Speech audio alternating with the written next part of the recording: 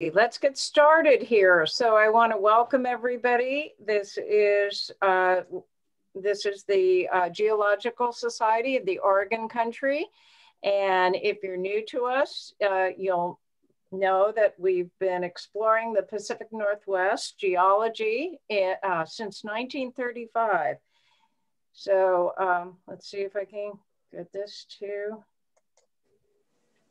okay. We're seeing Dr. Hodge. It's doing very unusual things. Hold on a minute, folks. Sorry about this. Okay, so the group was started in 1935, and we were a group of people that students. Oh, I see. It's on automatic setting. Okay, well, anyway, that's going to make it go fast. So I'm not going to bother to talk then. We were instrumental in starting OMSI and also Camp Hancock. We had Lon Hancock was a charter member, Johnny Allen. Okay, we have Friday night lectures, and we've been associated with PSU since it became PSU. It was previously Vanport College. Okay, our activities, I think you can see that we have a whole host of our activities. Our Friday evening lectures are always free to the public. And we do have field trips though, and field trips is what most people are involved in. We're developing long-term field trips as well as local ones. And so we have several of them planned for 2021. We hope that we get to follow through on them. Okay, in order to go on a field trip, you need to be a member. So membership is membership information right there. Okay, and we request that lectures are free, but we request a donation if you would, and you can do that on the website. Here's our GSOC board as it stands, and we'd like to let you know that we'd like members at large. So if you're interested in joining us, we'd love to have you. And we have a good slate for coming up for next year, but we could always use members at large. And then some of the other things that we do is we have a meetup, and that is the fourth Friday. Okay. I am not in control of the animations. I didn't realize this was animated, so bear with me here, guys. Okay, stay muted during the presentation, please, and ask your questions in the chat, and we'll get a chance to address those. Okay, enjoy the lecture, and thank you for being with us. So I think at this point, I'll stop sharing. And okay, I didn't realize that was animated. Okay, another little surprise. Anyway, good to have you guys. It looks like we're getting a pretty good group, and it's great to see new faces and old faces. And I think at this point, does anybody have any announcements that they would like to make before we get started? No. Okay. Well, I will mention that some of us went to the GSA online last week or 2 weeks ago. I know Carol Hassenberg was there. And so at our next meetup, we're going to be discussing some of the new science that we learned at the GSA, as well as our usual monthly rock show and tell. So you can go to meetup.com and look for the Geological Society of the Oregon Country there and sign up, and we'll see you on the 24th of this month. Yeah, so Meetup, for those of you who aren't familiar with it, Meetup was just something that we've started fairly recently, and it's a little more interactive than the Friday night lecture. So it's meant for smaller groups, or we can break into smaller groups.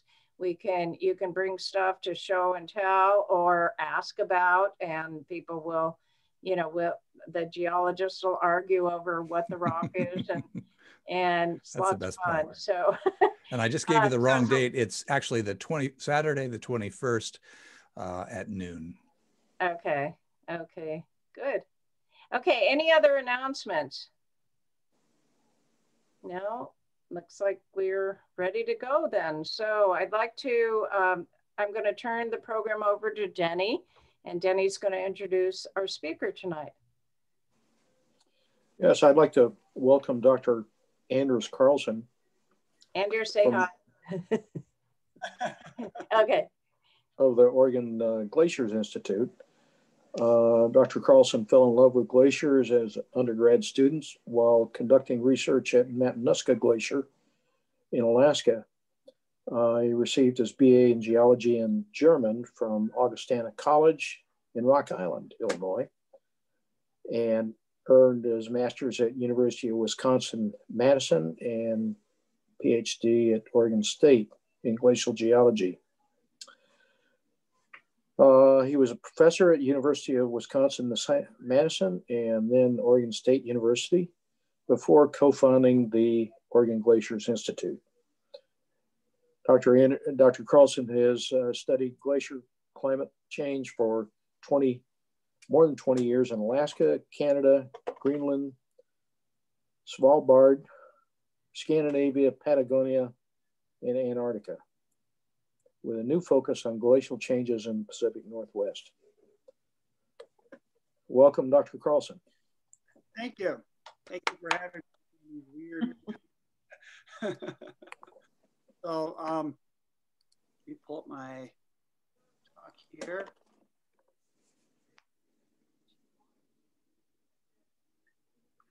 All right. Yeah, thank you for that introduction and allowing me to present to you during this COVID outbreak and rising level. And we luckily were able to get done this summer what we planned to do despite so I want to talk about vanishing glaciers here and the loss of ice that's occurring here in Oregon. And to start this off with, as I say, I could have given somebody else could have given the same talk 82 years ago. So in 1938, Kenneth Phillips, who was with the U.S. Geological Survey as an engineer, but was also a member of the Mazama Mountaineering Club up in Portland, published his paper in the Mazama Journal, Our Vanishing. And so in the 30s, the Mazamas and other scientists and mountaineers were observing ice loss in the Cascade region. And we are now seeing the same thing happening again, 82 years later. So briefly, just kind of put that in perspective here, history of glaciers in Oregon. You know, it wasn't until the in terms of geology itself is a young science compared to physics or math. And then studying of glaciers itself is even young for geology. So it wasn't until 1837 that Louis Agassiz was proposing the hypothesis of ice ages. And now you could say it's a theory or even not a scientific law, but definitely the theory of what causes ice ages. We know it definitely happened. And the first book that was actually on anything on glaciers was in 1840. When that was published, the consensus among pretty much every scientist out there was that there were no glaciers in the lower 48 of the United States until 1870, when the first glaciers were discovered on Mount Shasta and then on Mount Hood. In 1885, the Three Sisters region here in Oregon was described by the USGS scientist geologist Joseph Diller as probably affording the most interesting field of glacial studies in the United States outside of, with the exception of Alaska. So Oregon had, outside of Alaska, what was considered in the late 1800s the best glaciers in the United States. Fast forward to 1938, Ken Phillips published that paper, Our Vanishing Glaciers. And then was recently, during the prior to this just starting, Carol asked a question about we had the funeral that was held recently for Clark Glacier. That was us, if you're wondering. And similar thing was going on back in 1939 by the Mazamas. In 1939, Ken Phillips published another article called Farewell to Shoals Glacier, which was they documented that this glacier that was discovered on the first Mazama outing ever in 1894, 1896 was gone in the late 30s. So they already had a glacier disappearing then.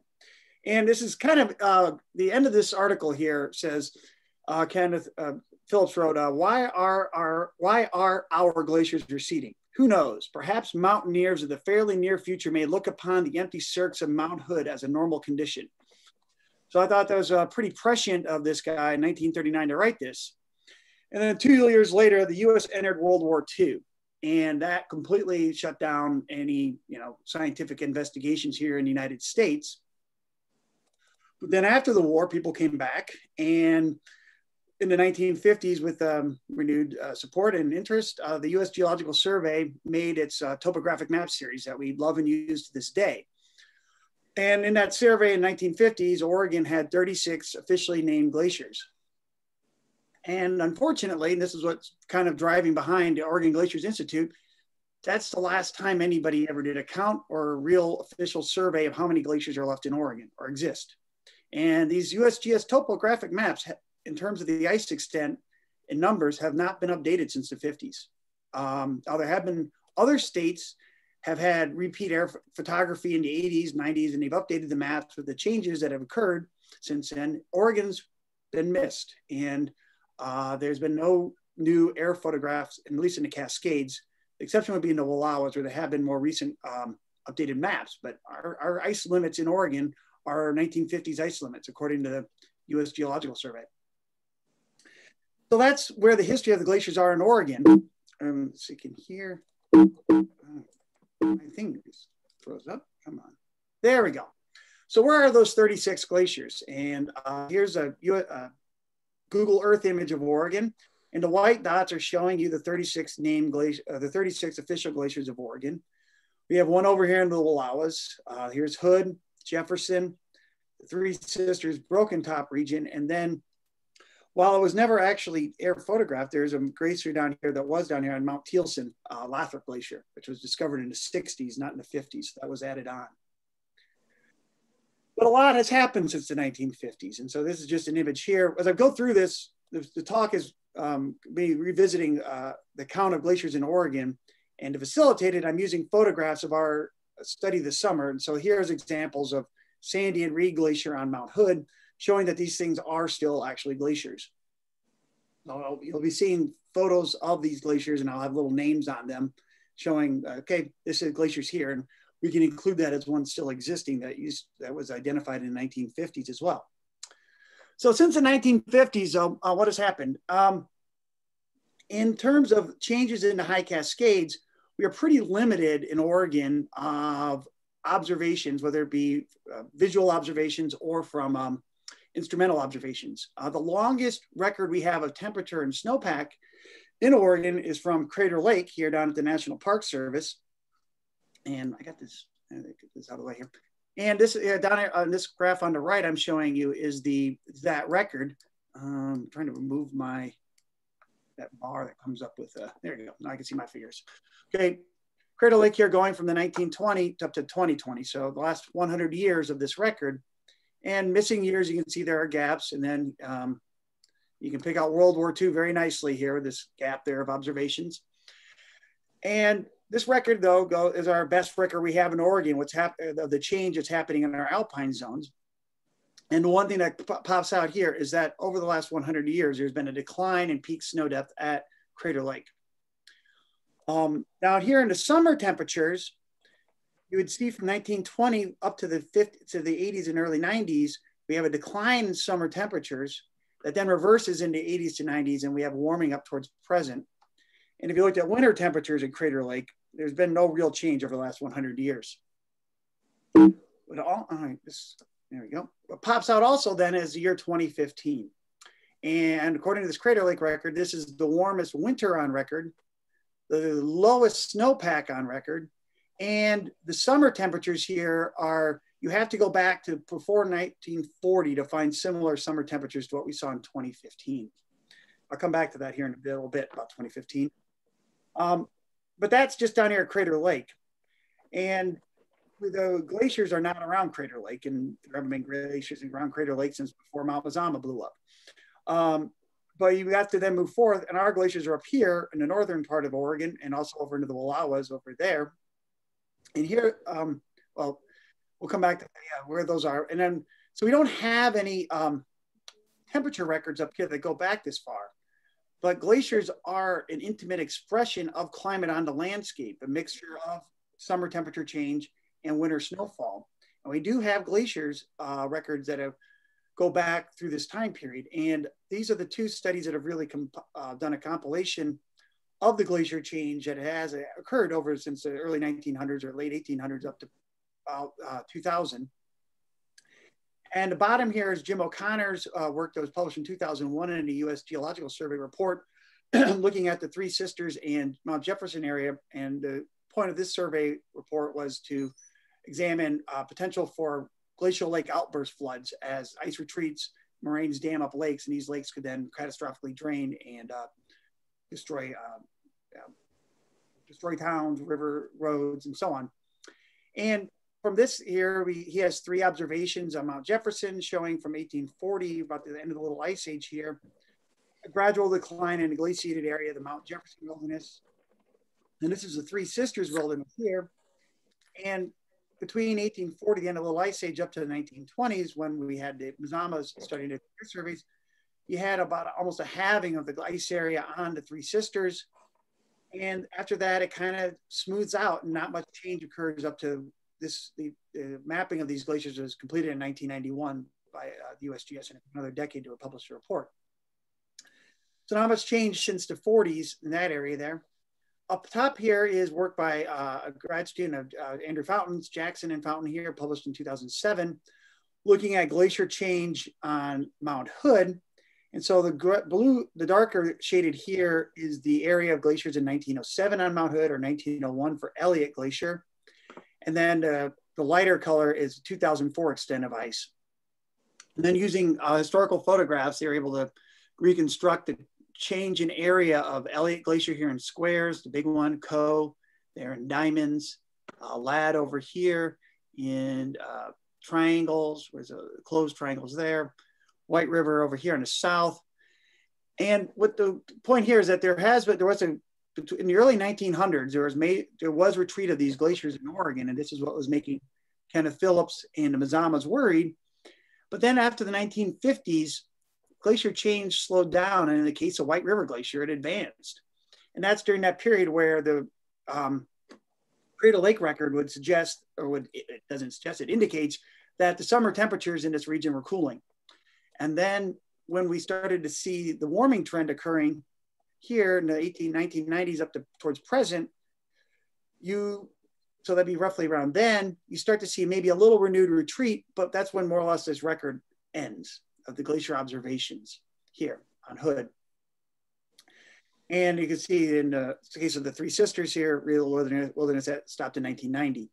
And glaciers take 5 to 10, the size of glaciers we have in Oregon take 5 to 10 to 20 years to respond to a given climate change. So not a given weather event, but actually a real change in climate.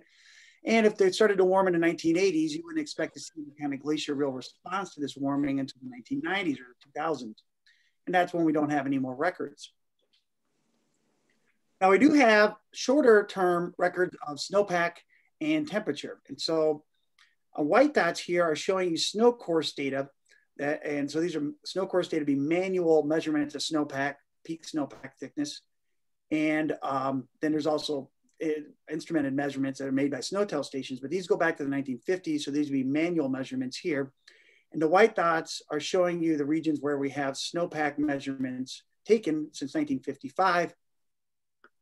And since 1955 in the Cascades, there's a statistically significant decline in snow towards present. And the same is true in the Wallowas. And so since 1955, the snowpack here has declined by 1.6 centimeter per decade in the Cascades and about half that in the Wallowas. Now this is snow water equivalent. So when this 1 centimeter of fresh snow falls, you got to multiply that by 10 to make it into snow water equivalent. So the melted snow, that's actually 10 centimeters probably of fresh snow that then melted down in a cup to be 1 centimeter. So a decline of 1.6 centimeters over 100 years would be 16 centimeters. And that would actually be 160 centimeters of fresh snow, you would say. So there's been a decline in snowpack since the 1950s in these high elevation areas. And now these are manual snow course data, so people are going out and physically taking these measurements.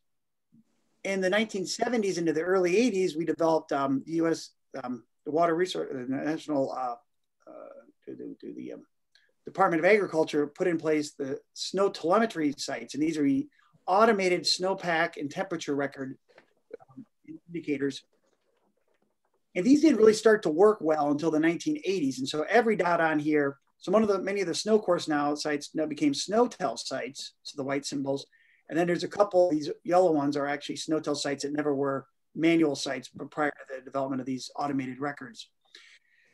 And these in here, this is for the Wallowa, so 4 sites here. And what I've done is average these together, and then the gray shading shows you the 1 sigma uncertainty. This is the change relative to 2009 to 2013.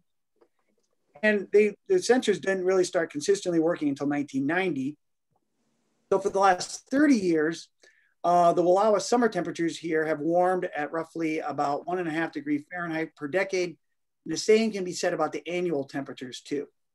So there's a statistically significant warming trend in the Wallowas, both in the summer and over mean annual temperature from 1990 to present. The same is true about the Cascades here. And again, it's a little 0.7 degrees C per decade, or you can multiply that about 1.4 degrees Fahrenheit per decade.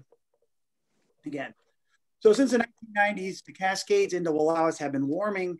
Into the Cascades here, you can see that 2015 year sticks out as the hottest record temperature, summer and mean annual temperature we had on record, which in the case of the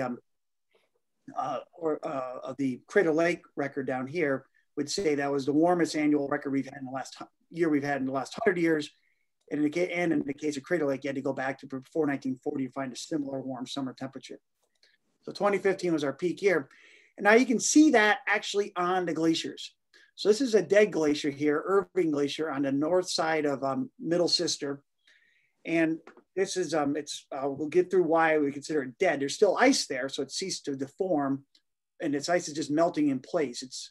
But it's no longer moving and flowing, so it's no longer an actual living glacier or moving glacier. And you can see these folds here of the ice, and this is my colleague Aaron Hartz here for scale, that showed that this ice used to deform and flow. And then there's this sharp truncation here, this unconformity here. And that is, there's 4 years of snowpack above it, 5 years of snowpack above it, the 16, 17, 18, 19, and 20 snowfall years. And this is that summer of 2015, and it just zapped the hell out of this glacier. And you can see here just running right across. And so that warm summer year melted down through these folds. And then since then, there's been an annual accumulation again, but not enough to make this ice thick enough to flow again, and get back to that in a little bit. So the question we were trying to address in this initial summer we spent with the Oregon Glaciers Institute was 70 years ago, Oregon had 36 officially named glaciers. And how many of those remain today? And there's not an actual answer out there. And to step back and how we're going to go about answering that, we first should go through what is a glacier. And this will be glaciology 101 here. And the most basic definition of what a glacier is, it's an ice mass that flows under its own weight. And so for that to happen, the ice has to be at least 100 feet thick or 30 meters thick. And at that point, the ice ceases, with that pressure above it, ceases to be a plastic medium and becomes a viscoplastic medium and starts to flow. And over here's this little cartoon here that shows that up in this area here, once ice is about 100 feet thick, it then at the base starts to deform like toothpaste, and it can then flow downhill, flow down slope, driven by the surface slope of the ice. And that flows down there. Another way to define a glacier is a physical manifestation of climate on the landscape. And here is a glacier, this way of thinking about a glacier is that it's really a representation of the snowpack, but it's a snowpack that consistently for a decade or more has snow sticking around year round through the summer. So every summer, there's a snow left over that sticks around. Then the next summer, there's no more snow stacked up. And over time, that snow accumulates and turns into ice. And eventually that ice gets thick enough that it starts to deform and flow. And then it becomes a glacier.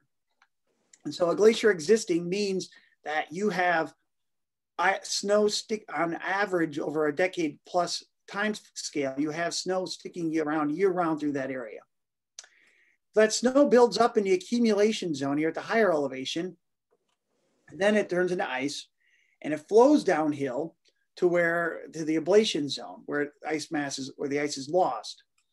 And ice will continue to flow downhill until it reaches a point where the ice is, it's warm enough, or there's another means of getting rid of the ice, that there ceases to be ice. It completely melts away in the case of Oregon. So the ways ice can be lost is through directly melting, melting away.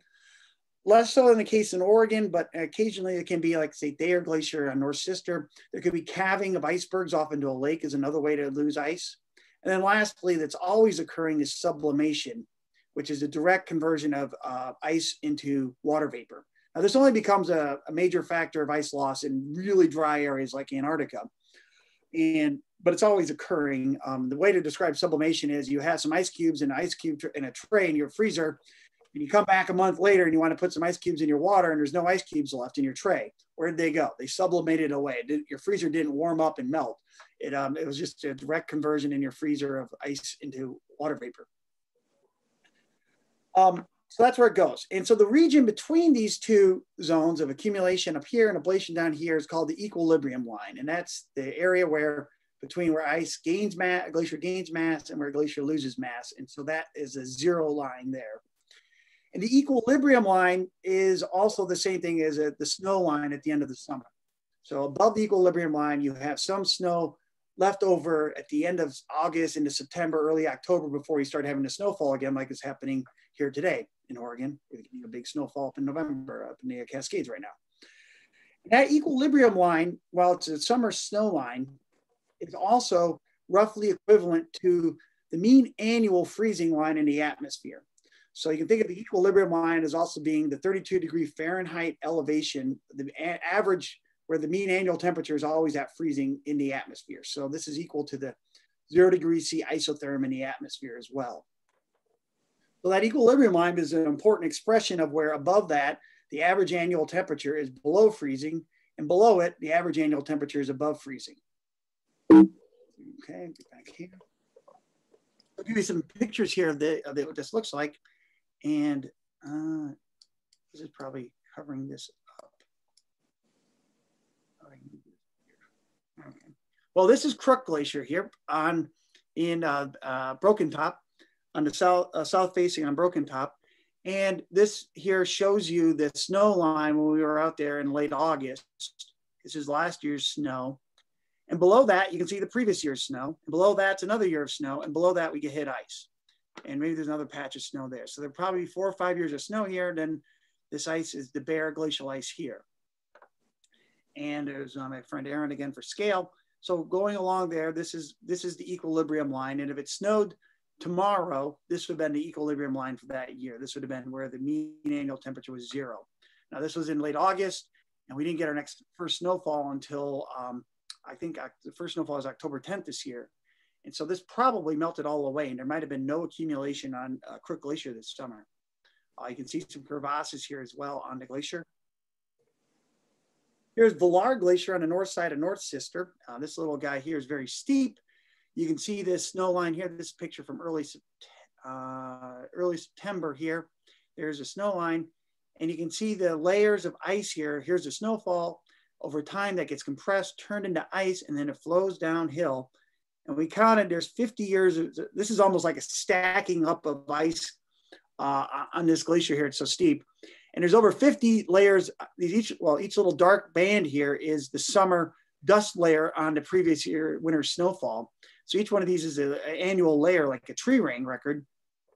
And we counted these, and there's at least 50 bands going up Villar Glacier. So the oldest ice in this glacier dates to the before 1970, basically. And now this is Hayden Glacier, and there's Diller over there between Middle and North Sister. And you can see this flow here, this beautifully exposed ice flow along Hayden here, where it's accumulating up here between the saddle, and just on the other side's Collier Glacier, and Renfrew is on the other side over there. Here's the zone of accumulation. That ice, the snow turns into ice, and eventually it flows down. And you can see these looping bands as this ice is deforming, not basically like a metamorphic rock. Like a layer, looking at a piece of gneiss made out of ice, though. A nice little ramming thing there, flowing down. So the glaciers are flowing along like that, and what the record, though, they leave behind, geologically speaking, the most common thing you find is a glacial moraine. And this is what, in the case of the Jim O'Connor study from 2001 for this Three Sisters region, this is how they were constructing the amount of ice that existed in the Three Sisters in the 1840s to 1850s. Was not from photographs up there, because at that point in 1840, they just decided that there could have been ice ages, and Agassiz just published his book, and it wasn't until the 1880s that they knew there were any glaciers in the lower 48. So he was using moraines to reconstruct that area of ice in the Three Sisters region. And a moraine is, how those form is that the glacier is accumulating up here, and as that ice flows down towards the ablation zone, it is flowing along the base and it is eroding the bedrock underneath it. And it's scouring out the landscape here. And this is producing what's called a cirque, this bowl that the glacier sits in. So it's not that much different, similar to just taking an ice cream scoop and putting it through the ice cream. And in the case of these Oregon volcanoes, a buddy of mine calls these things piles of kitty litter. So just putting a scoop of ice cream scoop into a pile of kitty litter, and the glacier can carve out a cirque. And that is then debris that's being carried along at the base of the ice out to the margin. Another way we get debris being transported by the ice is rock fall on top of the glacier. And then if you've been hiking around in the high Cascades in the summer, you know it's a major serious factor to worry about. You should be wearing a helmet so you don't get hit in the head by a rock fall. And that is occurring onto the ice here, where this rock tumbles down there. It then is transported by the ice down here. And a moraine, this debris is continually being transported forward by the glacier and then by the ice. And when the glacier ceases to exist, because it's all melted away at the terminus here, well, the ice is gone and flows away as water down the meltwater stream, it leaves behind the debris. And that can build up if the ice is sitting there for a while, builds up into forms of moraine. The way to think about this is you're at a grocery store and you have your moving belt there, taking your groceries from where you're unloading it in a cart to where it's going to be scanned by the checker. And the checker, you're unloading it and it's being brought along, and the checker's keeping up, scanning it and shutting it down to where it'll be bagged. But say the checker stops and the belt doesn't stop, those groceries start piling up because there's nothing to transport the groceries any further. And they build up right at the edge of the scanner and fall over each other. And that's basically what a moraine is. It's just rocks that are no longer transported by ice building up and falling over each other. What then the moraine denotes, though, is that the ice sat there and terminated for an extended period of time, for a longer period than it did when it was more advanced or when it was more retreated. And it sat there for a period of time and it built up that moraine. And that means the ice was in equilibrium with its climate during that time period. It was gaining as much snow as was being melted away over a decade plus time scale. So it's sitting there, it was happy and in equilibrium. And when a glacier retreats is when it's been kicked out of that equilibrium. It melts more than the snow falls, and it retreats. And that's what was occurring in the 1920s and 30s and was scaring the Kenneth Phillips and the Mazamas. And then in the 50s and 60s, it was cooling. Snowpack was slightly declining, but the climate was cooling probably in the Cascades, and the glaciers ceased to retreat, paused, and in some cases it advanced or just sat there for a while. It was still flowing, but it built up a moraine. And now the ice is retreating back from that again. So here's an example of what it looks like with my dog for scale.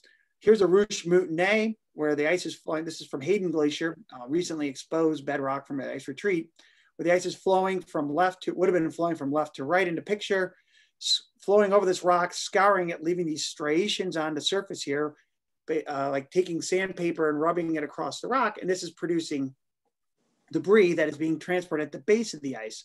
Same is true down here at this end. This is the down ice side of a Ruche Moutonnet is plucked, where the ice, because of changes in water pressure at the base of the ice, and can cause pressure differentials that then exploit fractures in the bedrock and rips off boulders that are then transported as well in the ice at the base of the ice there. Anders, I'm not seeing the share. I'm sorry to interrupt you. You're not? No, I just see you. It's me. Okay, how do we do that? You're sharing. You want to share the screen with? Denny, have you been seeing the share video? The presentation? Does that work now? Yeah, there's a green button at upper right on my screen. It says share screen. Denny, have you seen any Oh, of you it? can see it?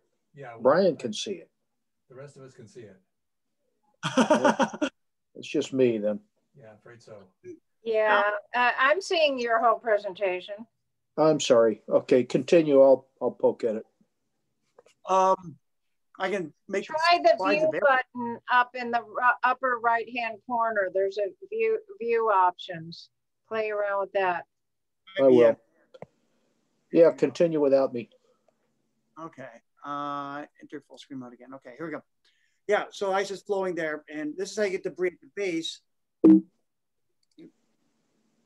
Here's Elliott Glacier on Mount Hood, and on the northwest side or northeast side, and here's Langle over there. Here you can see there's rock fall coming down here onto the ice layer. There's dust, that dust layer is saying, but that's then being carried down where it's being deposited here. Here's the little ice age moraine, but then there's this ridge here. That's where ice was sitting since the 1950s, the active ice. You can see there's a little moraine there that's now being pulled back from. And it's hard to say exactly where the terminus is because of all this debris cover, but somewhere in this zone here is the true modern day end of Elliott Glacier. And it was sitting here in the 1950s to present, and then was down here at this big moraine in the 1901 is when the first photos from there that when it began to retreat. Here's just to the north of Elliott. So Elliott's over here up to the right of the screen. Here's Coe Glacier flowing now. This is a colleague, Aaron Hartz, took this photo from the summit of Mount Hood earlier this year. You can see Coe flowing down, and down here is the ablation zone. This is still during the ski season. So I think this is a photo from May or June. And there's the debris being transported by the ice down here. And here's the little ice age moraine that the ice was sitting at for centuries, building up this large moraine that it's now been pulling back from. So that's how you can tell the extent of glaciers. But then how does one go now to the present day and separate the living from the dead? How are we going about and determining what is a glacier that's alive, still moving? That's what we mean by living glacier versus a dead glacier. There could still be ice there, but it's no longer deforming and therefore is a stagnant ice body and not an actual glacier. And it's no longer to be stagnant. It means it's no longer 100 feet thick at its thickest. So it's no longer deforming. And it's then just a body of ice slowly melting away on the landscape. There's an example here, Lynn Glacier on the north side of North Sister, which is still technically a glacier. It's still deforming. There's some crevasses in here. We'll get into what these, how we're denoting it, but this is when it's living, but it's really close to being dead probably. So we went about determining, initially determining what glaciers are still alive versus not active, or still deforming versus not deforming, so active versus stagnant, by first estimating ice thickness. And that's really hard to get at because we don't know how thick the ice is, short of either using ground penetrating radar or drilling through the ice. And in Oregon, all our glaciers, with the exception of Palmer Glacier on Mount Hood, are in wilderness areas where you can't even bring a chainsaw. You have to use, there's no mechanized instrumentation you can have out there. That's, we don't have any weather stations in the high Cascades because it's all wilderness area. So we don't even know what the temperature change was up there. We'll come back to the end of this talk, how you can use glaciers for that. But luckily, the USGS in 1981, shortly after the eruption of Mount St. Helens, became very worried about, it was because of the eruption of Helens, about the potential for ice destabilization and then yokel ups and landsliding, the ice rapidly melting from, say, an eruption, and then causing a glacial flood downstream that could wipe out a road or a town. And they were worried about this. And so they went out to see how much ice was in the high Cascades, and they did ground penetrating radar on Rainier, Mount Hood, in the Three Sisters region, and Shasta. So we took this data from 1981, where they measured glacier thickness, and they also did glacier area. And we can look at glacier area today from satellite imagery in Google Earth, and we can then try to back out thickness. And so we built an empirical relationship here where in 1981, this is the relationship power law. So these are log scales here, where glacier area related to glacier thickness. And we can take this equation we developed from this power law here, not a linear, it's linear just because it's log law, and determine at what point, what area of ice is getting close to where the ice will be less than 30 meters thick. So here's 10 meters thick, or 30 meters or 100 feet thick. Here's 30 meters or 100 feet. go over there, it's about 0.1 kilometers squared. We took this as an initial way of mapping out the ice in Oregon to say, okay, what glaciers are at risk of being considered being too thin to be a glacier anymore. And from that, we determined a list of glaciers we definitely want to go out and check in the field, because you can't really make that kind of call from just looking at a satellite image necessarily. So how do you look in the field and determine if a glacier is still active or not, or deforming or not? One way is to look at crevasses. And so this is Ben Glacier here on the north side of Broken Top. There are the three sisters there in the background. And the ice at the base of the ice, when it's 100 feet thick, is deforming like silly putty, but the ice above that doesn't have 100 feet of ice overlying it. So it's still brittle, and it breaks where to keep up with the ice deforming at the base, it's moving. So the crevasses show you that the ice is still deforming to break the upper part. And so in this case here, Ben Glacier is not looking good. This is an early September photo. It's been cut in half by this bedrock coming through. Up here is where there used to be, this ice up here used to flow all the way down to here. It no longer does. It's been cut in half. And this case here, there's barely any snow in early September, and you had to remember we had to wait another month before we got our first snowfall of this year on top of this new snow season here. So there would have probably been no accumulation of snow on Ben Glacier this year. That all said, there's still a lot of crevasses here in the lower parts of Ben Glacier, meaning it is still technically a glacier and deforming. That glacial erosion that makes all that scratches in those striations on the bedrock, that's producing this fine-grained flour of silt that's called glacial flour. And here's another glacier. This is Carver Glacier on the north side of South Sister. There's middle sister over here. Ice axe and a pack there for scale. This guy, we thought again, it might be, this is a threshold level glacier. It's pretty small in area, but we got out there into the field, and you can't drink the meltwater stream here coming out the terminus because it is just chocked full of sediment. And so this, if you drank this, your kidneys would fail on you, and you would no longer, you would cease to exist. And so this is another indicator that the ice is still eroding its bed, and so it's still deforming and flowing if you see glacial flour coming out of the meltwater stream. And the last way we went about was looking at the terminus. When the ice is flowing forward, at that point, it's behaving again like silly putty or like toothpaste that's flowing over itself going forward. And then when it terminates, it's terminating into the air where that buzzsaw of summer temperatures being so warm that they melt away all the ice at that elevation, it just terminates. So the ice is flowing into a buzzsaw wall. And that produces then this bulging terminus coming out. So this is Lewis Glacier on South Sister. Clark Glacier is just over the other side of this ridge here, the moraine running right here that turns into bedrock up there.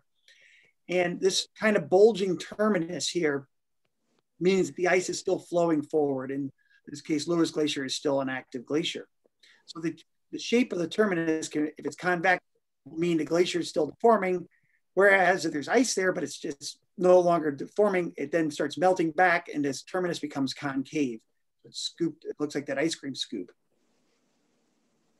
So let's start here going through the Oregon's official glaciers and see what's left, what's not. So here we got our location of these 36 here. We'll start moving through this. Here's the list of the 36 glaciers that have been named in Oregon, going from Hood here, from the north, all the way down to the south here, Mount Thielsen in southern Oregon, Lathrop Glacier. And then in the Wallowas, there's one named glacier called Benson Glacier up on Eagle Cap.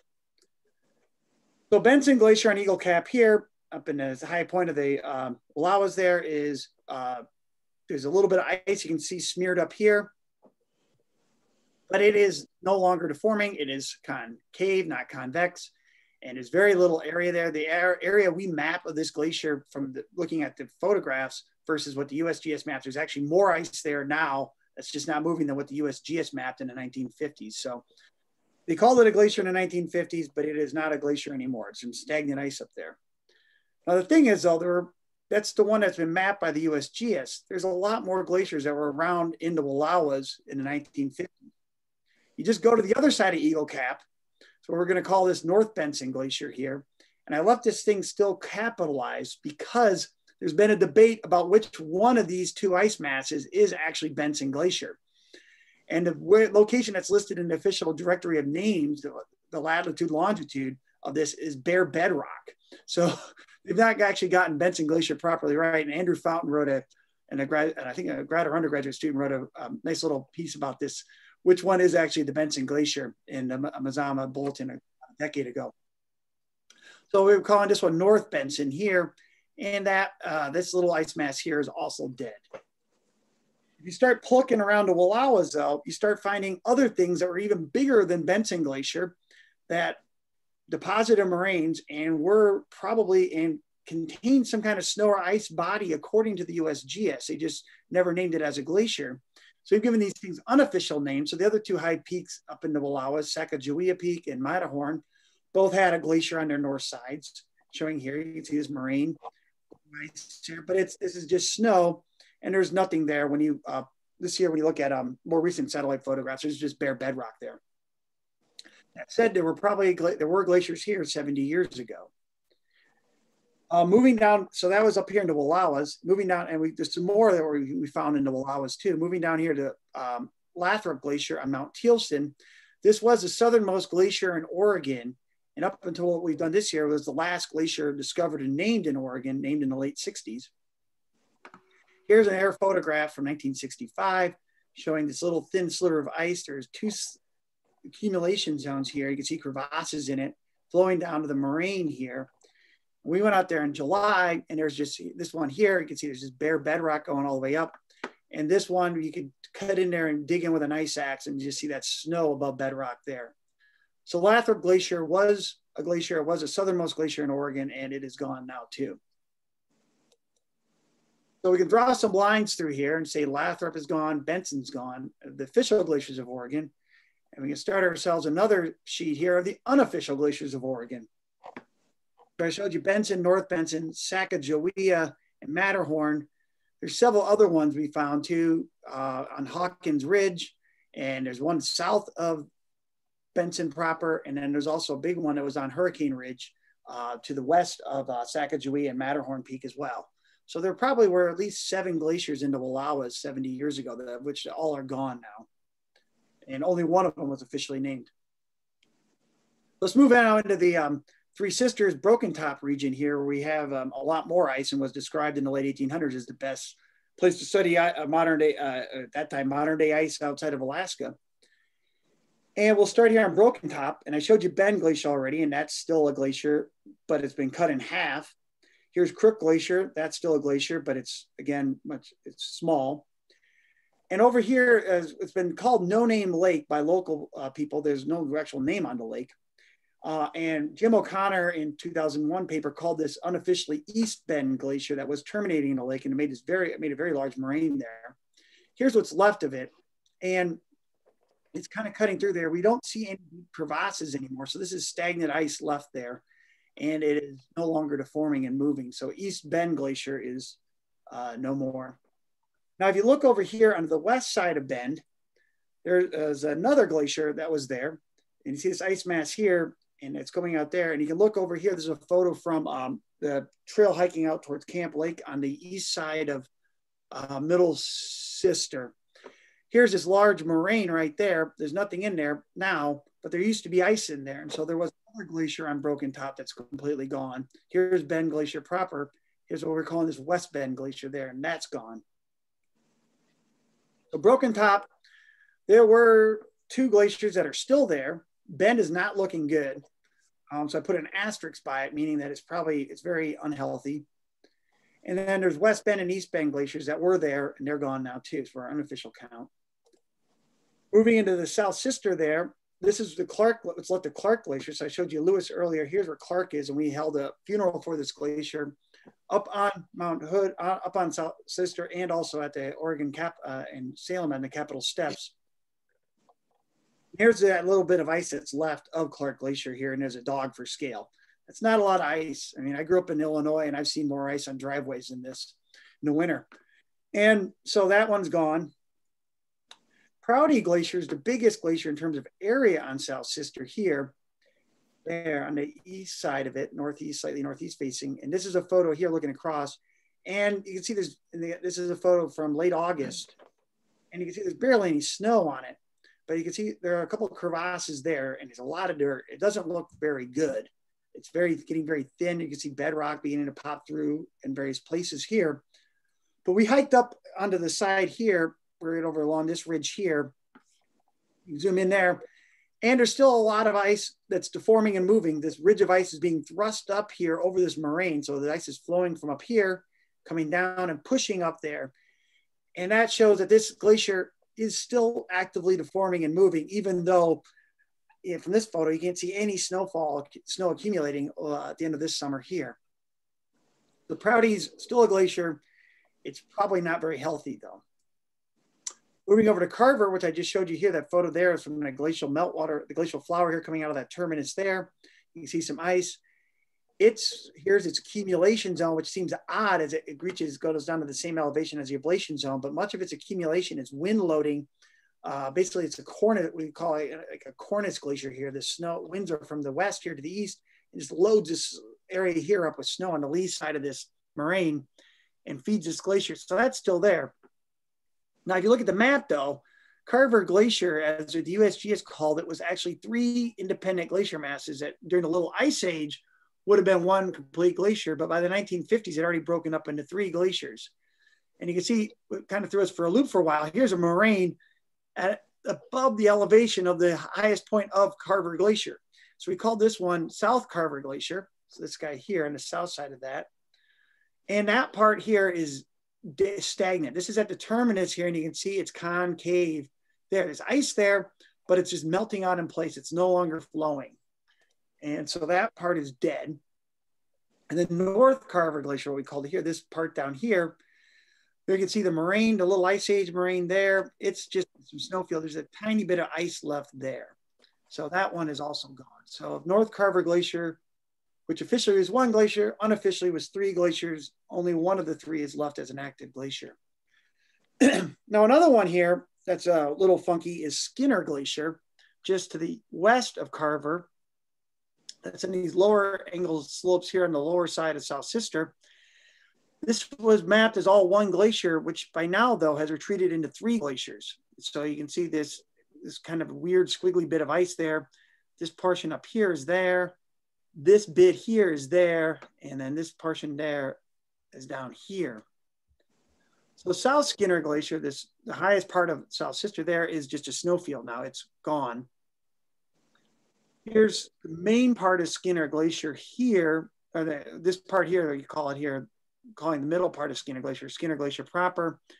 It's pretty small area, but the terminus here, we don't see any crevasses. It still has, there's some cracks here, but those aren't really, those are maybe showing ice splaying a bit, or it could also just be meltwater cutting through the ice and not actually be a crevasse. Still has a slight convex shape. So this is probably still deforming ice, but it's pretty near the limit of it. And then North Skinner Glacier down here at the lower part, again, no crevasses, but it's got a convex shape. And then the meltwater stream itself over here is chock full of silt. So this is still an actively deforming glacier. Now, what threw us for another loop was we discovered a new glacier in Oregon this summer. That's never been mapped before. If you look up here at Lost Creek or Prouty, they're going up close to the summit here. So is Lewis. And you can see on this map here, there's no ice mapped up in this area here. And this is the U.S. Forest Service map. So this is the most recent government-based map that's using the ice limits from the USGS.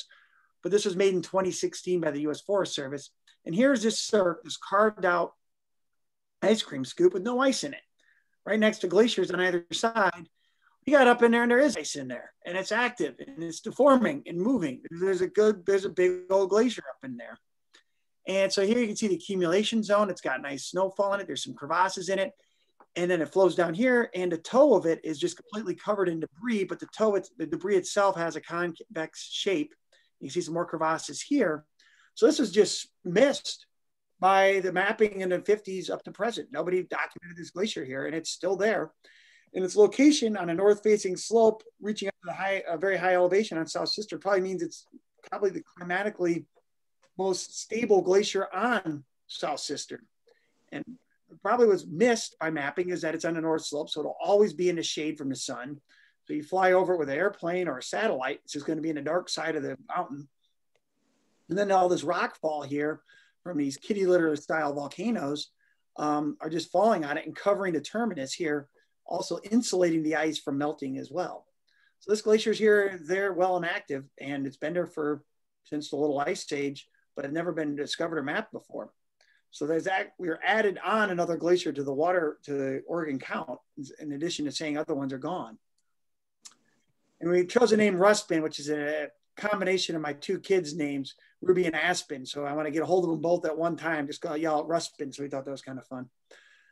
Then we have Eugene Glacier here over to the west of Rustbin Glacier and Skinner. And this guy is dead, but it probably just recently died and ceased to form. It's just beginning to go concave here at the terminus rather than being convex. And there's just not that much ice left. Now, here's a person for scale. There's just not that much ice there to be 100 feet thick and to form. Then the last one here, I didn't mention this here, Lost Creek Glacier over on this side. This one's a big glacier. It's still there as an active glacier. I just, for time's wise, just not including that on this talk part here. I can go show you photos of that at the end. So our official glacier count here on South Sister, we can add in these ones, of which Clark and Eugene are gone, and Prouty's not looking good. We go to the unofficial count. We have a few more die-offs. So you got to break Carver and Skinner up into several different glaciers. And then on top of that, you have to add a whole new glacier on that was never documented before. It's only new to human knowledge. It's been there for hundreds of years. Moving over then to Middle Sister. This is South Irving Glacier, which I have as a lowercase g because this is not an official glacier. Irving is this guy up here, which I called as dead. This is this other glacial mass down here just to the south of it that used to be an active glacier. You can see there's striations and polished bedrock here that's been recently exposed by ice retreat, but it is no longer deforming. It's got a concave terminus, and these crevasses here are from this lake here melting underneath the ice and causing the ice to just break into the lake, so calving off in there from it being undercut by this meltwater, by this melt pond here. This isn't showing active deformation. This is showing that this pond extends up underneath this ice as a subglacial cavern. Now, Irving Glacier itself, just to the south of it, there were other ice masses that were not named, but on the USGS topographic maps, there's a semi-permanent snow or ice body there that we've called, from the lakes nearby, this we're calling Camp Lake. So this is just west of a great lake that everybody camps at called Camp Lake. And there's a moraine running here that there, then you can see there's a little bit of ice there maybe. This is now gone. It's too thin to be a glacier. And then over by Chambers Lake, there's a moraine here. You see a bit of ice back in there as well. But this is just on the other side of Irving, just to the south of Irving Glacier and South Irving Glacier. And that there as well is gone, but these were never officially named. Those are there. Going over here, Renfrew on the west side of Middle Sister. This is breaking up into lots of different independent little ice masses, but it's still got some concave shape, convex shape in different points here as it's slowly falling apart. So Renfrew is probably on its way out, but it's still technically a glacier and deforming, but it probably, give it a couple of other bad snow years and thinning, it will be no longer a glacier. Collier Glacier here is huge, and it's still obviously a glacier along with Hayden and Diller, which I pointed out earlier. Moving over to this side, and I showed you a picture of Thayer as well earlier on, and that one is gone. And Villard and Lynn are still glaciers. We found another glacier that's not been named ever, Crack Glacier, in between Lynn and Villard. So we were hiking from looking at Villard here over towards Lynn Glacier. And wait a second, there's a moraine here. So here's where Lynn Glacier was at the Little Ice Age in this moraine. And there's a whole nother moraine sitting right here with a lake that's now, the little moraine dam lake here. And this would have had a glacier in it as well. So we called it Crack Glacier, kind of existing in a crack between Villard and Lynn Glacier. That is obviously gone. It's just bare bedrock there as well. So looking at the middle sister set up there and the north sister, including the photos I showed you earlier, we have the official count. Irving Glacier is gone, Thayer Glacier is gone. These other three and either north and middle sister are still there. You go to the unofficial glaciers, we have Crack Glacier, South Irving, Chambers, and Camp Glaciers also gone. Moving northwards now, we're going to go up to Jefferson, but on the way, there's another glacier that was never recognized by the USGS, but was clearly a glacier into the 1980s, as there's photos, and I'm sure many members of you have hiked up Three-Fingered Jack to see the remains of Jack Glacier. This was never actually mapped by the USGS, and on the USGS maps, there's not even a snow or ice body in this location. So it probably was missed in the 50s and just never there, but there are photos from at least the 1980s showing a calving ice mass sitting here, calving icebergs off into this Moraine Dam lake there. It's gone now. We did not go up on Mount Jefferson this summer because the glaciers that we identified as being near gone, we can tell are gone just from satellite imagery. So this is a USGS topographic map of Mount Jefferson, and this is a satellite image from October 10th, the week of October 10th. So taking a week of satellite imagery and averaging them together for the exact same area there.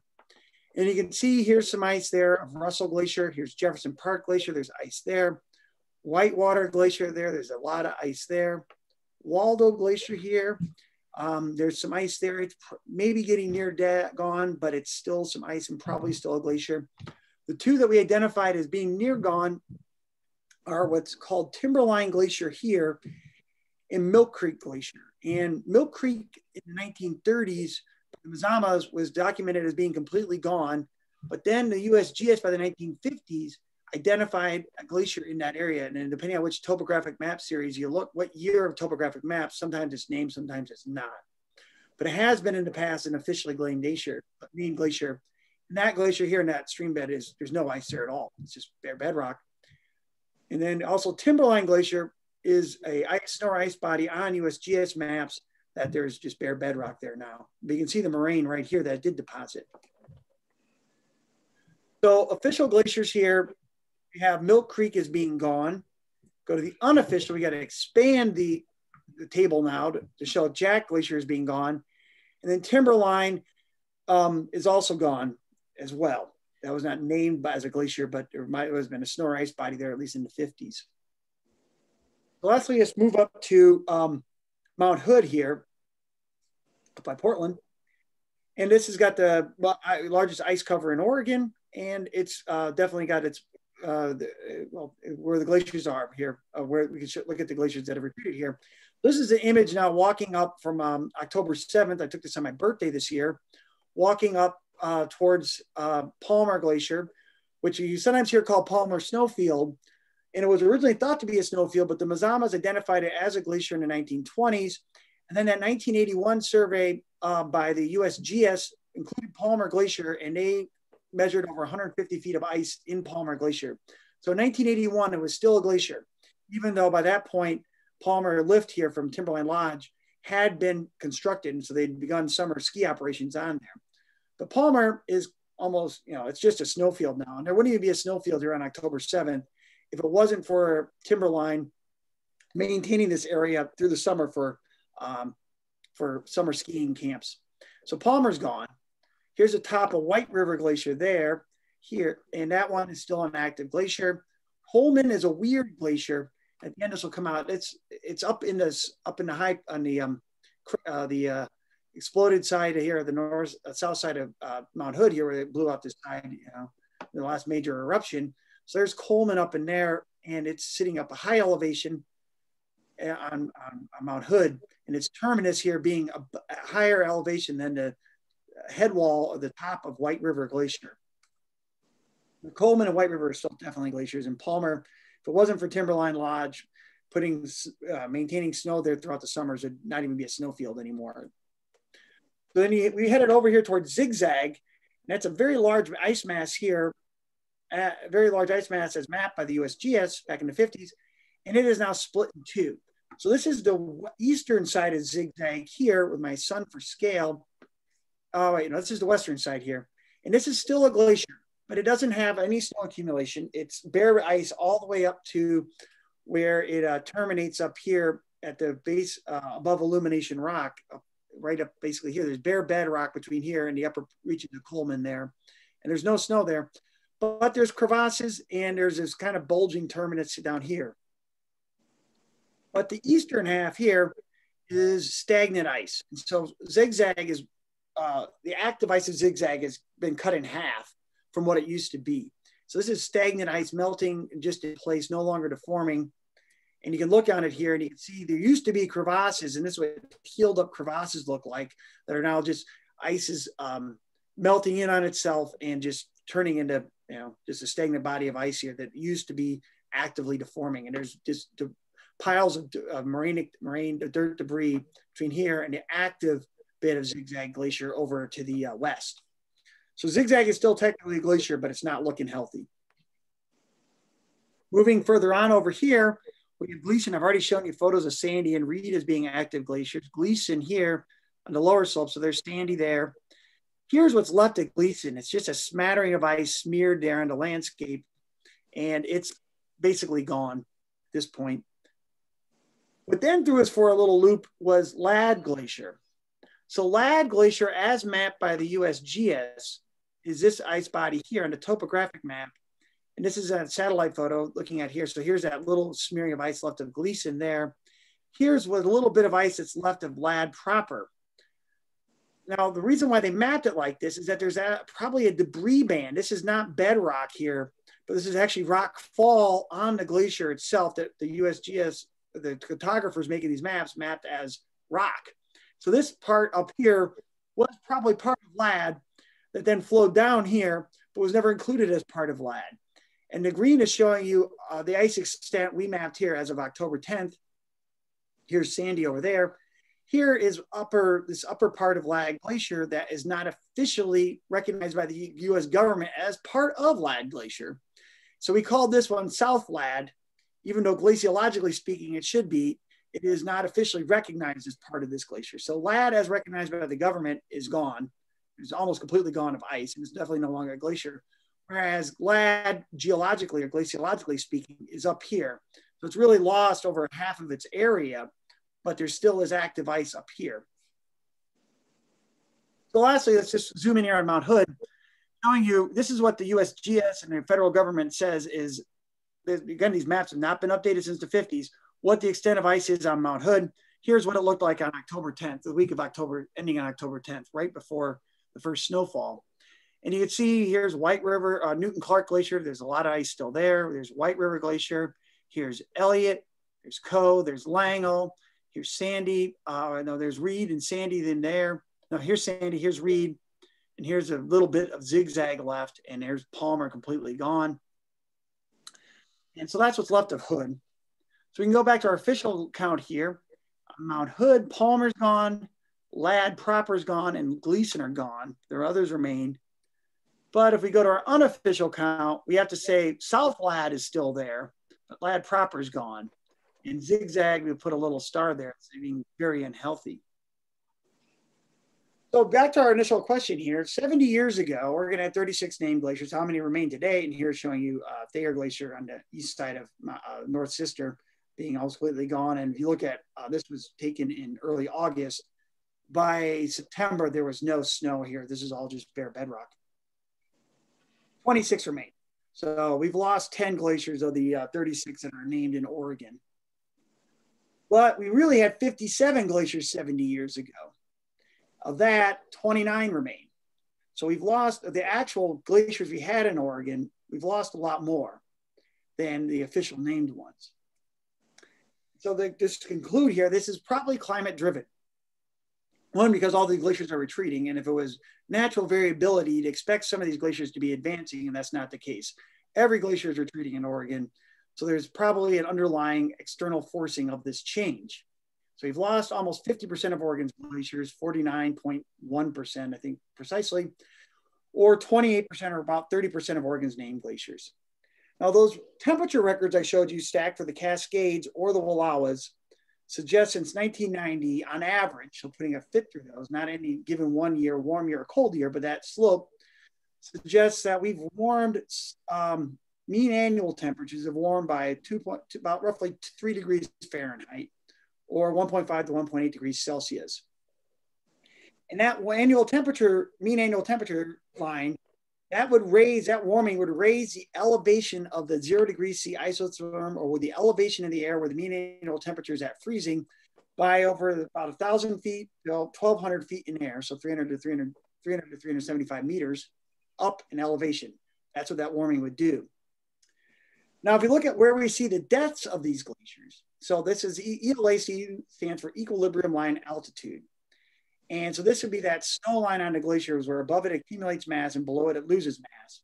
This is roughly, that's also equal to the mean annual temperature being 0 degrees Celsius. We can then look from that elevation, the halfway point on the glacier, to the top of the glacier. To kill it, you have to raise that snow line above the glacier so it's no longer gaining any mass and it's just only melting away at the end of the summer, not accumulating any snow. The glacier death in the Cascades, to do that, would have had to raise the snow line by at least 250 meters or greater than 800 feet. Same as the Wallowas would only raise it by 230 feet or 70 meters. The problem is that the Wallowas don't have any higher peaks there. So I'm going to show this graph over here. And this is showing you the change from the midpoint of the glacier where that equilibrium line would have been in the 1950s to make a healthy glacier, which is a halfway between the head of the glacier and the toe of the glacier. Red is showing you the glaciers that disappeared or dead. And blue are the ones that still remain. And so, and that this here is that elevation change it would take in the 0 degrees C isotherm to get rid of them. And you see the red ones here on the south, the Sisters region, Broken Top, here's down on Mount Thielsen. You have to raise the snow line by 200 meters to kill these glaciers. Here's Jefferson and there's Jack. That would be about 250 meters. And on Hood, it's about 250 meters. And these diamonds here are the Wallowas, showing you it didn't take much of a snow line rise to kill the glaciers on the Wallowas. Blue are showing you the remaining ones. And you can see on average, these ones are it takes a much larger degree of snow line raising to get rid of those glaciers. And the exception here on Hood, that one's Coleman, that really high elevation glacier on Mount Hood, which is just an anomaly. So the temperature change that we've observed since the 1990s is more than sufficient to have killed these glaciers that we see that are gone, that are just remnant ice melting, this stagnant ice melting on the landscape now or completely gone. What's even more scary is that this rising of 300 meters or more, so that's right here, to more than 375 meters on the South Sisters, in the Sisters region, probably could have already doomed all the glaciers in the Three Sisters Broken Top region. So these ones are just, Dillard, Hayden, Collier Glacier are really big masses of ice. So it's just going to take a long time to melt all that ice, even though they're not gaining any new snow any given year. Every year, all the snow melts off of them. And it just are just big masses of ice that are still thick enough to deform and be a glacier. They're just going to be starved in place now. Just to give another example, here's South Sister. This is what is officially still recognized by the US government as the extent of ice on South Sister. Here's what it looked like on October 10th, so 1 month ago before it started to snow. Here's Prouty, here's Lewis, and there's little bits of Clark left. Here is Lost Creek. And you can't see that Rustman Glacier. You can see there's that cirque on the topographic map, but it's in the shadows here, and that's why they missed it. So there's been an awful lot of loss of ice that's occurred since the 70s, and it's killed a lot of them, glaciers. Now, I said this is going to only get worse. So I think glaciers loss in Oregon is probably our #1 indicator of global warming's impact on Oregon. We have sea level rise occurring here, but our coasts are steep because of our tectonic setting. So we're not like Florida or New York City, where sea level rise will inundate large swaths of area. We're pretty immune to sea level rise being a major factor in causing impacts on our society.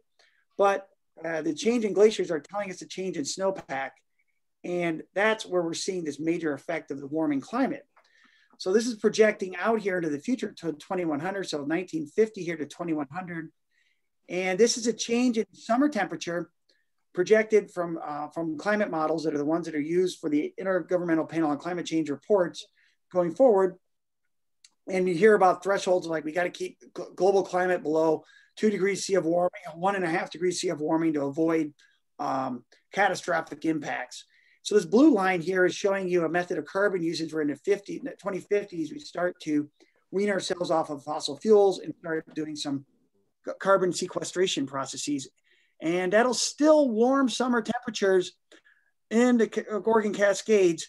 Now, this is relative to the 1950s, not 2020 here, by 6 degrees Fahrenheit. Now, and then if you look at this one here, this is 4 degrees C of global warming. This is beyond, this is used to be called the business as usual scenario. That's going to warm the Oregon Cascade summers by 12 degrees Fahrenheit. And this is sufficient to then warm by 2050 4 to 5 degrees Fahrenheit, and that'll raise snow lines a further 1,300 to 1,600 feet. And by 2100, that'll put greater than 11 degrees warming, will raise snow lines by more than 3,000 feet. And now for comparison, from the base of Mount Bachelor to the top of Mount Bachelor, so the lifts, the base lift at Mount Bachelor for skiing to the top is 3,367 feet.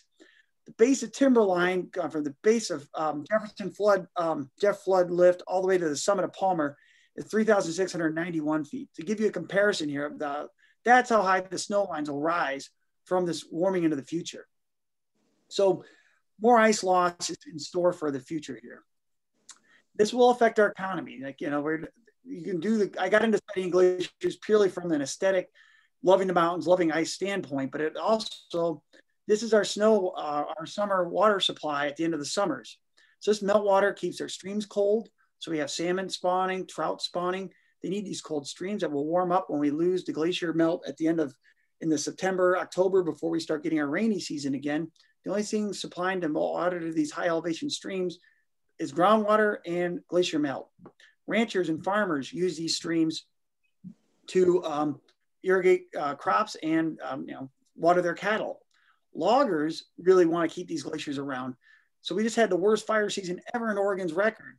And the Mackenzie and the Santiam rivers burned. But the headwaters of the Mackenzie and Santiam rivers are in glaciers on the Three Sisters and on Mount Jefferson. And if it wasn't for those remaining glaciers melting into those rivers, those fires would have only been worse. The meltwater in those rivers cools the surrounding forests and reduces the intensity of fires. And lastly, the 3 largest dams in Oregon that are all within Oregon, so excluding the Snake and the Columbia rivers, the hydropower dams, those are glacier fed too. So we lose, by the end of summer, it's really only the glacier meltwater and the groundwater supplying these dams. The snowpack's long gone. We have almost $1 billion a year snow sport industry. And so the glacier retreating is indicating our snowpack's going away too. And so that's going to hurt our winter sports industry. And then on top of that, there'll be, this is what made the USGS do stuff in the early 80s from the eruption of Mount St. Helens, and then in the early 90s, looking at flood risk and the landslide risk. From ice retreats, it destabilizes hill slopes, so you can get more landsliding occurring. Highway 26 on Hood gets repeatedly wiped out by landslides coming down and floods coming down White River Canyon. So that'll only increase in the future. And lastly, as Oregon's identity will be lost. I mean, we look at these mountains from Portland or from Bend and we see snow-covered peaks. You know, they're going to start looking like what J.R. Tolkien envisioned Mordor as. And Sam and Frodo, when they climbed Mount Doom, did not sit there and enjoy that climb. They didn't even want to go down. They took an eagle out of there. So, you know, it's not going to be our snow-covered peaks anymore. There'll be black rock volcanoes, which is great for volcanologists to see more of the rock, but it won't be any glaciers there anymore. And it is a real point why we formed Oregon Glaciers Institute. Our state climate reports, I mean, this state is a very progressive state and they've tried to pass cap and trade carbon emissions, but there's still, state's climate reports have never mentioned glaciers in them.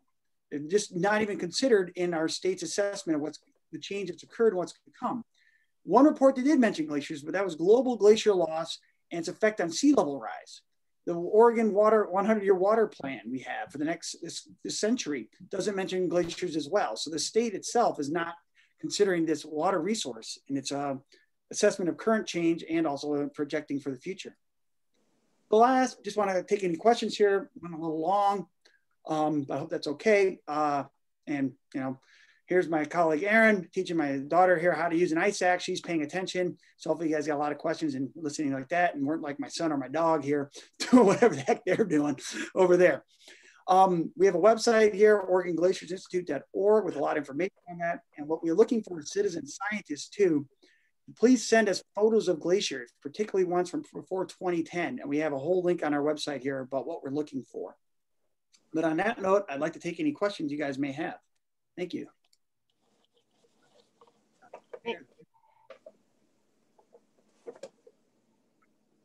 Thank you, Anders. Does anybody have any questions? You'll need to unmute yourself. Yeah.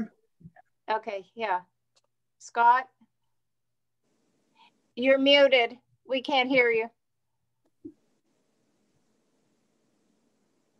We unmuted? No. Still can't hear you.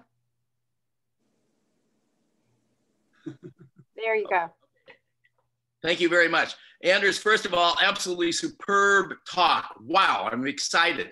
Two quick questions. First of all, your Oregon Glacier Institute, is that part of Oregon State University? Are you a professor in the geology department? And the second question, okay, answer that one. I was a professor and I left to start forming this institute so I could better work on, I was in CEOS and to better work on the glaciers here in Oregon.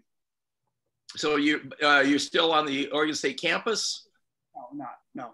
Okay, second question is debris-covered glaciers versus non-debris covered glaciers. You had the Elliott Glacier, which is highly covered, and then you also showed us Rustman, Eugene, Zigzag, and Ladd that also had debris.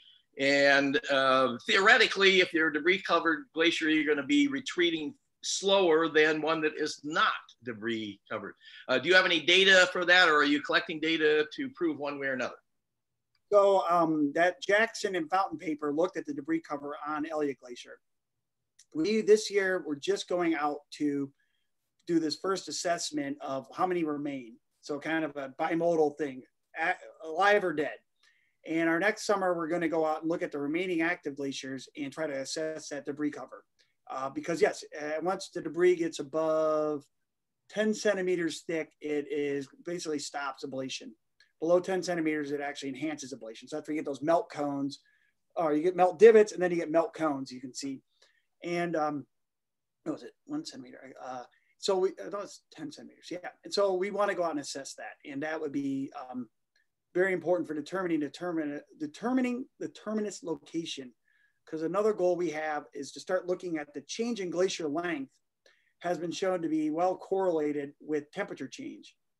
And a goal we have is we'd like to use the changes in the length of the glaciers to reconstruct high alpine change prior to the 1950s or the 1990s even. Because I mentioned at the beginning that we don't have any climate records actually up there. So we're going to try to use the glaciers as our weather station at the high alpine. So how quickly is this area warming by looking at the change in length? And you can empirically relate that then through some simplified physics and some assumptions that changes in temperature. And that assumption, those relationships don't include debris cover. So we need to account for that and determine how much that's affecting the changes in the glacier.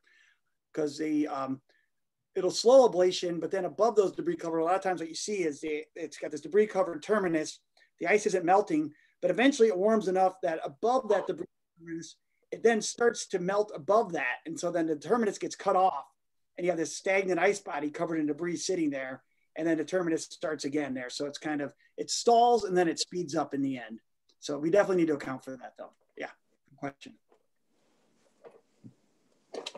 I had a question about glaciers that I saw in an airplane that was flying over Greenland when the west coast of the island was clear. We were probably 39,000 feet, I think, at that point or more. And looking down, you could see multiple glaciers flowing into the ocean on the west coast. And the retreat of the glaciers was obvious. In many cases, it just seemed to be miles back from, you know, the terminal moraine. But one of the glaciers was obviously still advancing. Mm-hmm. Any guess on what I was looking at there? There's you know, like I liked Al Gore's movie in '06, but when I saw it, the first thing I said is he shouldn't have used the tidewater glaciers of Alaska as an example of the impacts of global warming. Right now, like 25% of the tidewater glaciers in Alaska are advancing. The other 75% are retreating. And so you get the cycle in glaciers where they can respond, when they're terminating the ocean, they can respond independent of climate change.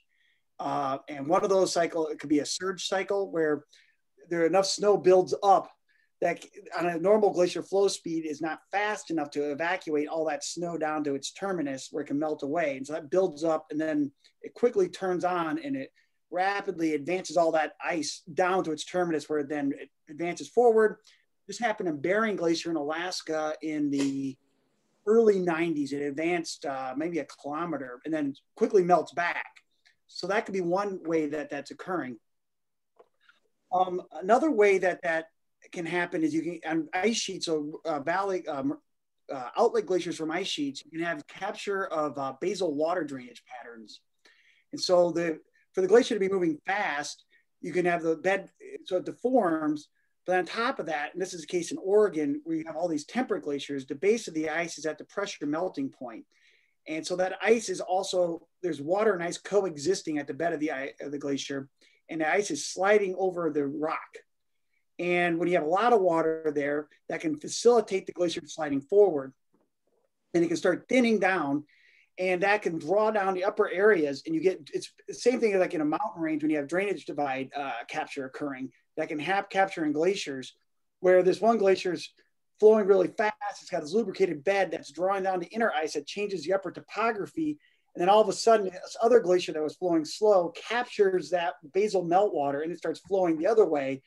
And that one glacier that was advancing now slows down and starts to retreat. And the one that was back there, now it starts to advance. And so that can happen independent of climate change as well. So when you get these large glaciers, much larger glaciers in high snowfall areas, like in Alaska, or in coming out of ice sheets, you can get 9 out of 10 or 1 out of 4 advancing when the other 3 or 9 are retreating. Thank you. That's the first time I've gotten an answer to that question. It's a good question. It's the bigger the glacier, the more, if you're trying to model tunable variables you have. So a lot of things that can be causing it to do things besides just global warming or climate change in that sense. Yeah. Anders, it's your Canadian buddy. I got a question for you. Are there any rock glaciers in Oregon? Good question. I did not see any. I think it's probably too warm to have that occurring. I mean, we were wondering if that Ruspin terminus was a rock glacier. I mean, I think you might be getting to where there's debris. You could have like a fully debris covered glacier, but is that really a rock glacier versus just a debris covered glacier? I mean, that's a semantic argument. I have not seen though the talus slopes like you see up in the North Cascades where you can start getting proper rock. So a rock glacier is a pile of rocks, boulders that then in between the void space has ice. And so it's a permafrost feature, and that ice can start to move. And so you get basically rocks flowing on the landscape looking like a glacier, but it's all rocks. And most people have seen is the Cirque on Lone Mountain, where Big Sky, Montana ski resort is. There's a big rock glacier sitting in there, and the lift to the summit of Big Sky goes right over that rock glacier. I don't think the lift starts on the rock glacier proper. But these can form where you get talus slopes building up in former glacier cirques. The rock fall builds up and eventually gets thick enough where down at the base of that rock fall, inside the core, it's always below freezing. So the summer snow melt on the top percolates down through the rocks, freezes into voids, and eventually over time that ice can build up to where it can start to deform like a glacier does. But it's all rock and just a little bit of ice in the voids. And so you look up in the North Cascades, you'll see these talus slopes that are starting to loop down and getting these kind of like drippy loops in them. And that's a rock glacier. And we didn't see any of those. And I think it's just too warm here to get that kind of feature. And the volcanoes are this crummy. My buddy Berto here is the one who actually gave me the term kitty litter. And there's all this fine grained material produced by these volcanoes that means there's probably not as much void space as you get up in the North Cascades, where you can get some more bigger just piles of rock fall rather than all this cruddy stuff like you see here in Oregon. So I haven't seen any, but yeah, it could be in the Wallowas, but it's pretty warm there now. Could have been in the Wallowas. Cool. Thanks, Anders. Great talk. I have a question. As the glacier is coming down over the rocks, I would assume rock is rubbing on rock, which I would think would cause friction, which would cause heat. So are those rocks warm and melting the glacier from underneath? Yeah. So there's so in modeling, so there is that additional frictional heat that occurs from that. So there is a thermal warming there, and that helps promote this meltwater at the base of the ice that facilitates its sliding as well. So yeah, that is in there. Yeah.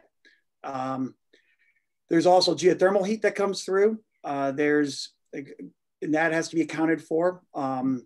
Good example of that is in Greenland.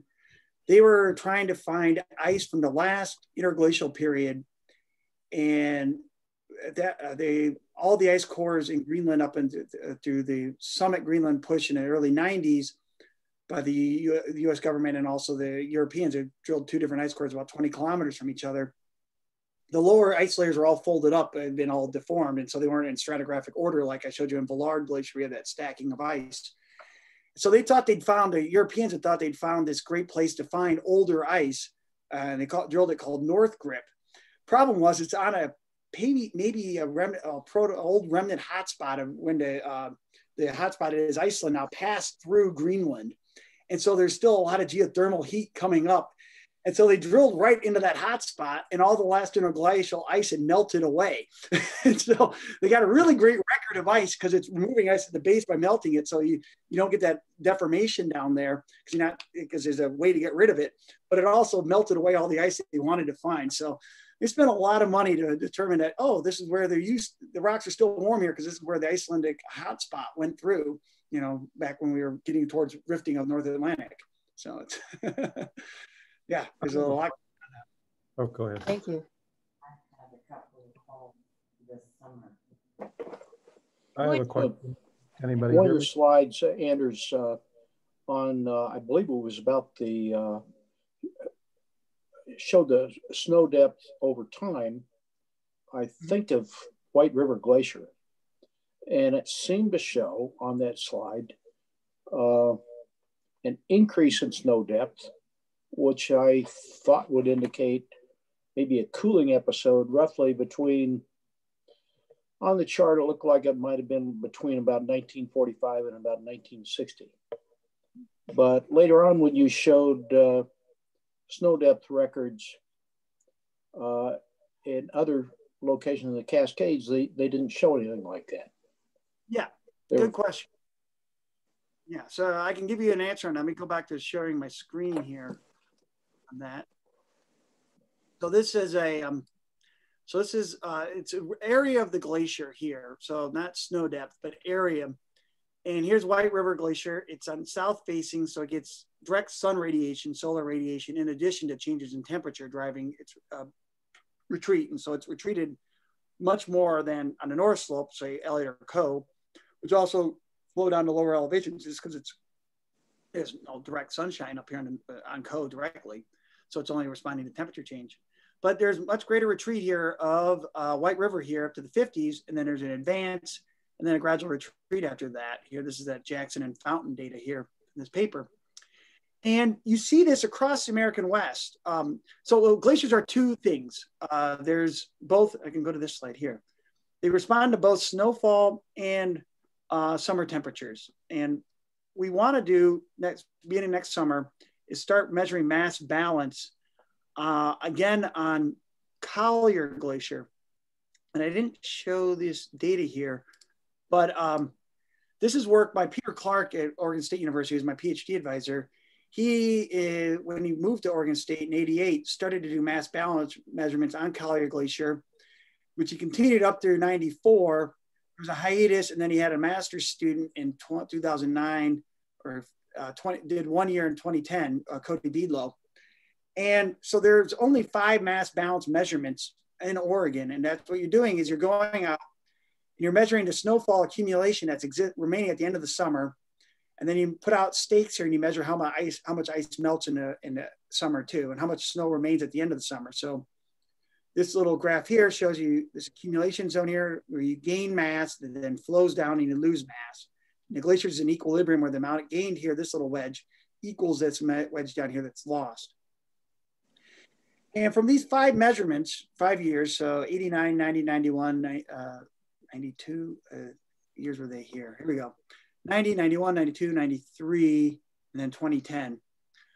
We can look at the changes in temperature relative to that. So these are numbers here are meters water equivalent, and this is then the amount of average divided. So the volume meters cubed gained and lost from the glacier summed together, with negative meaning the glacier lost mass and positive meaning the glacier gained mass, then divided by the area of the glacier. So meters averaged over the whole area of the glacier. So in this case here, 90-91, about little negative, 94, very positive, and then 2010 was slightly positive. So looking at these 5 measurements, we can look at summer temperature here is the only variable that correlates with those changes. We see this net gain or loss of mass on a glacier. Winter temperatures here, there's slightly, maybe a slight correlation. And in Oregon, Andrew Fountain has shown there definitely is a control of winter temperatures on glaciers in Oregon, which doesn't seem to make sense. So remember that our snowfall here is really wet. So we're going into a La Nina year here. It's gonna be a cold winter. Our total amount of precipitation doesn't change much, but more of it falls as snow versus rain. So winter temperature matters in Oregon, whereas you go up to the North Cascades, it matters less. And you go to the Canadian Rockies, even less. It's all summer temperature there. And then snowfall amount matters somewhat, but it's the snow that's left over at the end of the year, at the end of the summer. So that snow has to make it through the summer, and that's where the summer temperatures end. It could have snowed like mad the previous winter, but if it's a really warm summer, that huge amount of snowfall could be all still removed. So the controlling factor on the glacier gain and loss in Oregon is really summer temperature. That's the only one that's statistically correlated. These things you can put a line through, you can see a relationship where warmer winters means less mass gain in these glaciers, which would be related to less snow, more rain falling, less snow falling. And then more snowfall here, snow water equivalent, meaning the healthier glaciers gaining mass, but it's not as strong as that summer temperature. And they're all basically related in some way, shape, or form through temperature. So that change you see there,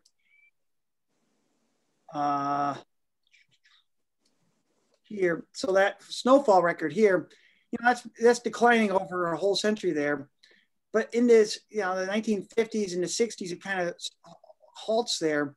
And when you look at this, there's a change here. You have these high snowfall years and a couple of good snowfall years followed by some moderate ones. That snow can stick around. And if it's cool, that snow will really stick around, as was occurring in the summers here. It's cooling down. That'll lead towards the glacier gaining mass. And then in the 1980s, we just switched to where you just don't get those high snowfall years anymore.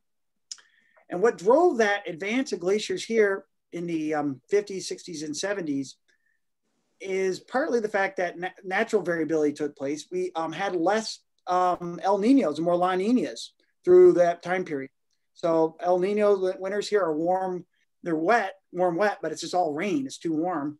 And our La Ninas are slightly lower snowfall, but it's colder. So slightly lower precipitation, but it's colder, so more snow, that precipitation falls as snow.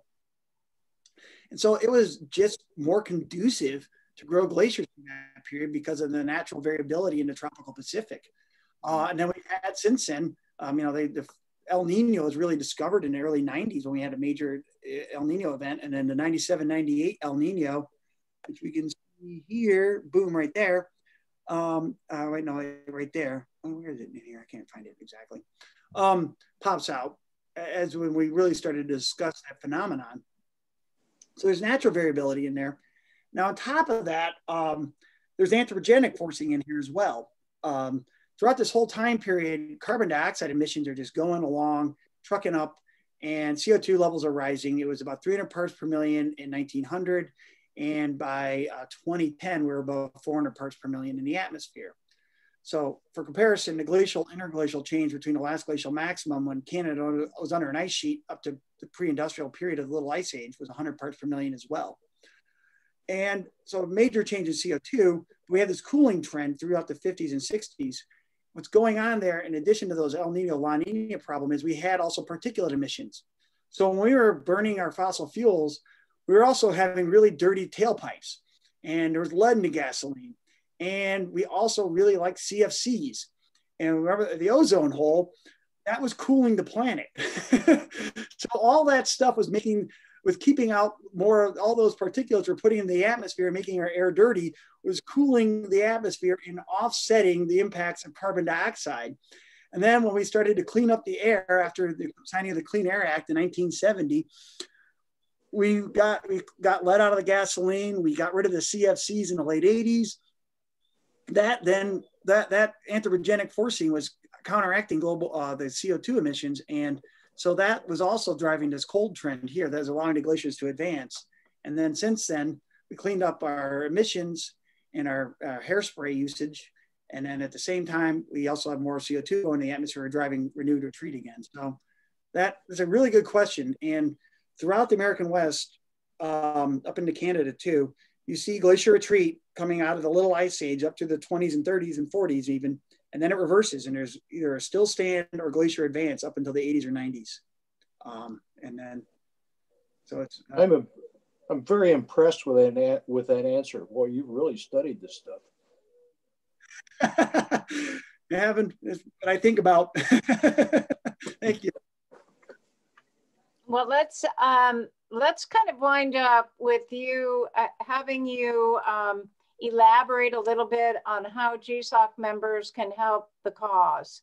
You know, yeah. What exactly are you looking for in pictures, you know, in photographs? And yeah, just elaborate on that a little bit more. A picture's worth 1,000 words. And we were just yesterday up in Portland at the Mazama Library looking at old photographs there. And I was talking to the librarian, and it's maybe just because it was so hard to get a picture back in the 20s, 30s, and the late 1800s, but they really archived those photos they took, and those show you where the ice is. In that 1950s, when we, after World War II, they just kind of quit archiving these photos as much. And it's probably because the glaciers were advancing. Snowpack was good, and people quit worrying about the glaciers disappearing. When the USGS topographic maps were made, they were considered semi-permanent parts of the landscape. And nobody ever thinks that Crater Lake's going to disappear, and they didn't think these glaciers would disappear either. And now they are. And so so from the 20s, 30s, and 40s, up into the 50s, you have good photographs from, the Mazamas have great photographs from these areas. But after that, that photographic record is just dwindling. So we'd really be great if you could go back and look through your old photos, particularly before 2010, when everybody has an iPhone and they can take photos to the umpteenth degree and everything's documented beyond belief. We have whole Instagram, you know, the whole internet's basically filled up with people taking photos of themselves. And with those photos from the 1950s, when the glaciers supposedly stabilized up until when we now definitely began to notice that they're retreating again, your photographs would be priceless to us to tell us how those glaciers changed. And from those changes, we can reconstruct the response of the glaciers to the climate we think that happened, and also better constrain how the climate actually was changing up in this high alpine zone where we don't have instrumental records just by law. The Wilderness Act was made in 1963. You just can't put a weather station up on Mount Hood above, except in Palmer, where the Comstock family has a special lease to run their snow operations up there.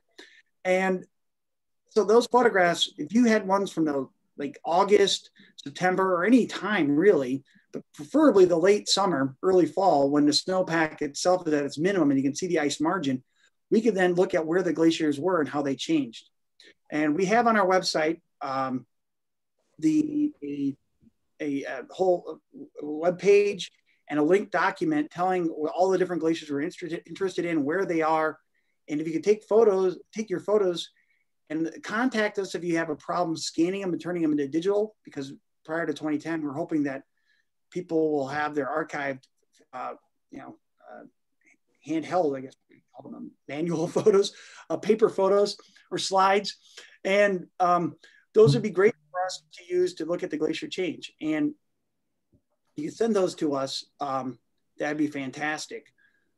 And we will also be putting out soon as well we're working with a National Science Foundation and NASA founded group called Community Snow Observations, which goes around and you have citizen scientists going out with snow probes when they're skiing or whatever, taking snow depth measurements, and they're uploading those so NASA can use these measurements to take satellite data and produce snow maps. What they're also going to have on there is a way that your photographs can be directly uploaded to us with a latitude, longitude, and aspect that you're taking that photo. And so once that app is up and running for us to use, if you can put that on your iPhone, your Google phone, and if you're out and you happen to be out there and looking at a glacier, take a photo of it and it'll be uploaded directly to us. Okay, and which years are you most interested in? Well, from right now, we don't have the ability to do that direct upload. And so pre-2010. Pre-2010, okay. Yeah. After 2010, people got digital cameras and iPhones, and we would not be set up to handle the number of photos people have. But yeah. Before 2010, we can handle that manually by just you sending us some and emailing us and just going through it. And we have already gotten some input from people. One guy was with the Forest Service as a biologist, and he just happened, or if you know of other old photos, he just happened to have worked on the ecological changes that occurred on Diamond Peak and was recreating, doing field trips up to look at the changes in the fauna, but at the same time was looking at these glaciated areas. And Diamond Peak up until 1920s had 5 glaciers on it. And he's like, oh, there's these old photos that are sitting at the University of Oregon archives in this album that I found. And so he'd send us scanned images he had from his own work, just looking at the biology. So anything like that is great because we'd like to reconstruct the pre-1950s, pre-1900 change in the glaciers as well. And the end of all this is that from those past changes, we can develop models to project what is the future viability of the remaining glaciers. So the past is the key to the future in a way. So geology will tell us where we're headed. Yeah. Okay, so, thank you. Thank you very much. Okay, is any time for applause? Yeah, thank you.